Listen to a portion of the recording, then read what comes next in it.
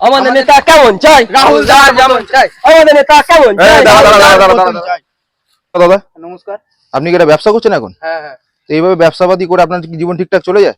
ওই চলে যায় মোটামুটি। তাহলে আপনাদের একটু পাল্টানো দরকার নাকি? কতদিন এই দুর্নীতিগ্রস্ত রাজ্যে থাকবেন? সেটাই। এবার সরকার তো একটু বদলানো দরকার। হ্যাঁ। হ্যাঁ, এবারে সরকার আমাদেরকে ভোট দেবেন, আমরা আপনাদের জীবন আলোয় ভরিয়ে দেবো, কি তাই তো? হ্যাঁ ঠিক হ্যাঁ, ঠিক। এবারে ভোটটা আমাদেরই দেবেন, আচ্ছা, ঠিক আছে? আমরা উন্নতি সবকিছু করবো আপনাদের জন্য, আচ্ছা, ঠিক আছে?